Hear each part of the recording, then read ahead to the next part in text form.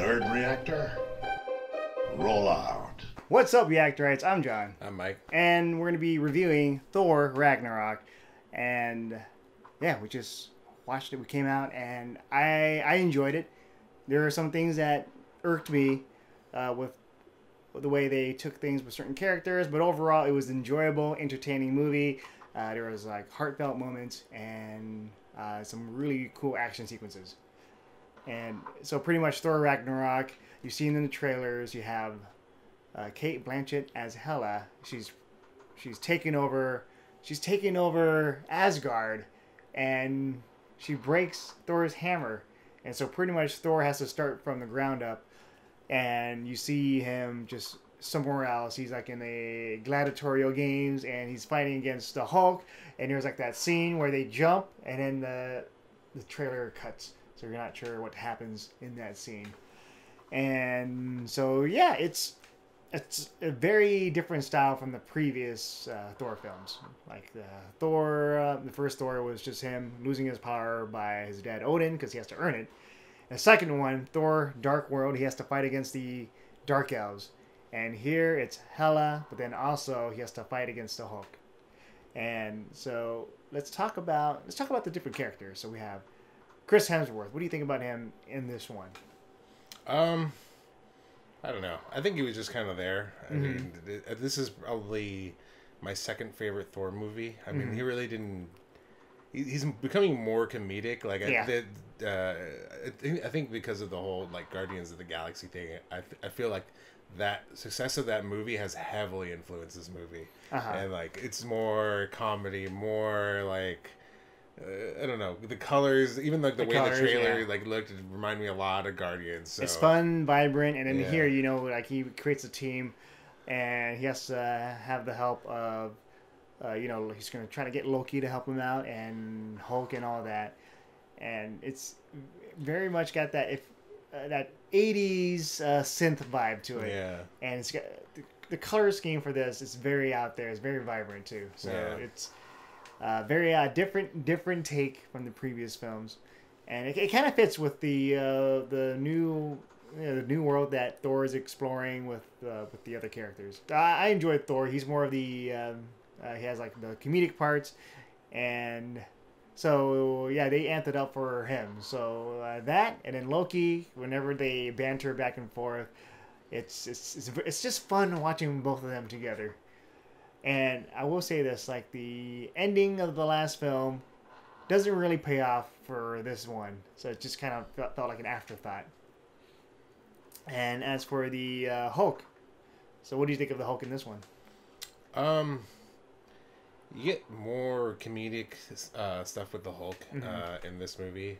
Yeah. It's he's just got way more talking time as the Hulk than he ever has in any of the previous films. This is probably obviously this is going to be Planet Hulk. This is as close as Planet Hulk you're going to get. Oh yeah. But I mean it is a Thor movie. It just happens that like Planet Hulk happens in the background.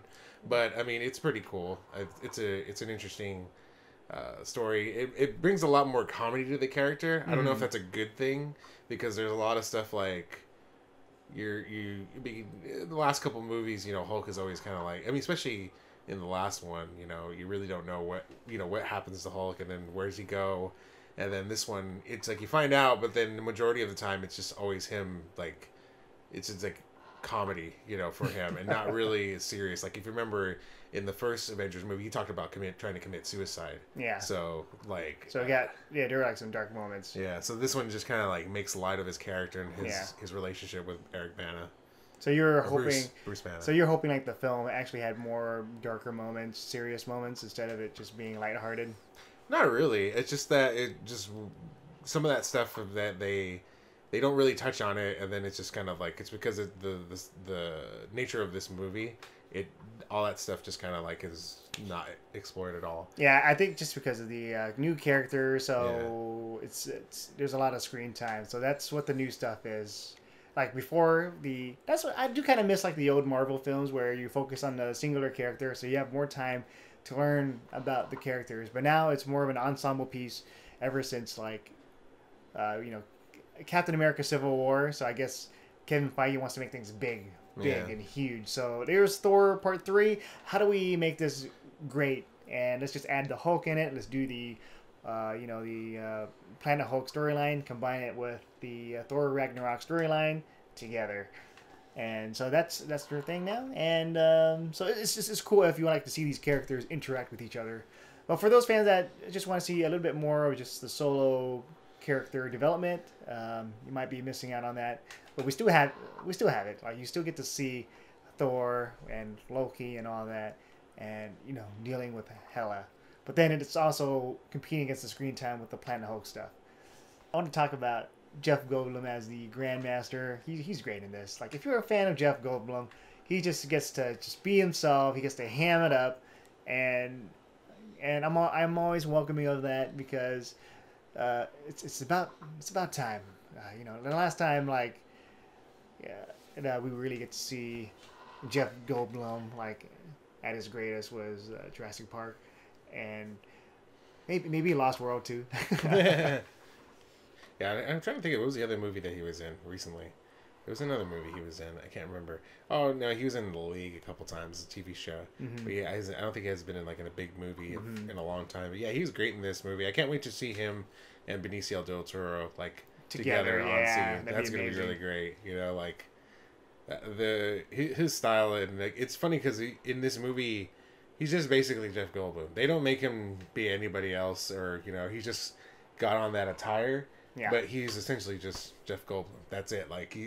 There's no mannerisms other than himself that he does, and I think that's what makes it great. They didn't try to make him some Greek character or something. Somebody who just speaks in some sort of way. He's just Jeff. He speaks like Jeff. He's just Jeff Goldblum. Yeah, and another cool introduction was Cate Blanchett as Hela. She. Her costume design, I love it. It was it's very hot. It's very hot. I gotta say that. I gotta admit that. And she's very evil, but she's still, you understand where she comes from. And there are parts where she has some really fun dialogue. I think she's probably one of the best villains that Marvel's had in a long time. She has a really good story, and she's believable. They did a really great job. I mean, nothing against Cate Blanchett, but I don't think she could do a lot of those action scenes. But you believe that she's doing those action scenes, because there was a couple times I was trying to look at her and when do they? That's a stunt double and maybe CG, but it was pretty cool. So I kept looking. I was like, when do they switch? When do they switch? And then they made sure when they needed a close up of her face while she was doing action, she was right there. Yeah. But you can't really tell, so that's good. It is. I was like, I don't think she did any of that stuff, but I mean, that doesn't matter. She was a believable villain, and she was great. I hope we see more of her. Because all these villains, they're starting to get better. I really liked Kurt Russell, and then he's gone. So the only villain that's still around is Thanos and Loki. Yeah. And so just Loki. It's just always cool to have Loki and Thor around, and they play fun of their whole dynamic of deception and being the trusting brother. But Tessa Thompson as Valkyrie, I enjoyed her performance, and she kicks ass, and that's all I'm gonna say. Okay, yeah, she was great, and then I think the overall movie message that they have is really cool. It's not something I was expecting. I was trying to think of the first movie, I think, is still my favorite. Second one was just Dark Elves.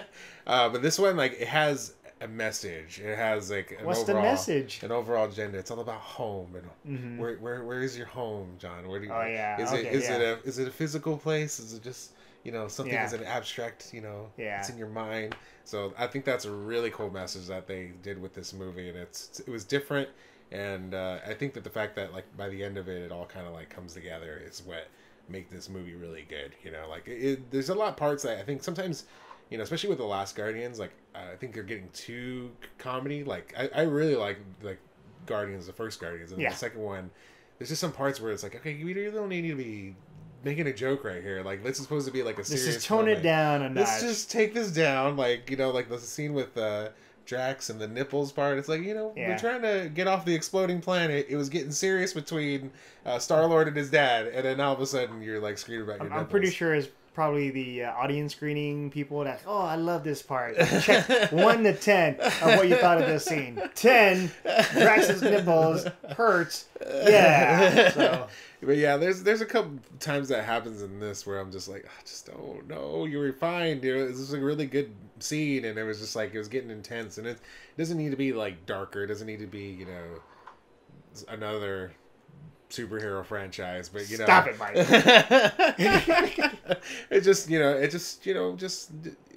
just pull back just a little, just a smidge, and just especially when it comes to like the more dramatic moments and the more emotional moments, just let them ride out. Yeah, like Winter Soldier. Yeah, that had like a great balance of just action, serious moments, and lighthearted stuff. So, yeah. And even like Civil War, I don't think there was a lot of I think the only really comedy, there was a couple parts, but like towards the end, that's all serious. It's like just him and Bucky and and Iron Man, and it's just like Yeah, just a lot of just emotional moments. So yeah, so that's our review for Thor Ragnarok. Let us know what you thought of the movie once the movie's out, or whether you're already at a place where they're already showing the movie. Let us know in the comments below. And also, yeah, if you guys know already, we have a Patreon. If you donate to said Patreon, you get early access to videos before everybody else. Talking about early access to shows like Vampire Diaries, Riverdale, Supernatural, and this season of Stranger Things. Thank you guys for continuing to do that. Everything you guys contribute really helps us out. And we also have a Facebook group. So just go to Facebook, type in Nerd Reactors John and Mike. You'll see it. Join it. We'll be there. And also don't forget to subscribe to us. With that said, I'm John. I'm Mike. And we'll see you guys next time.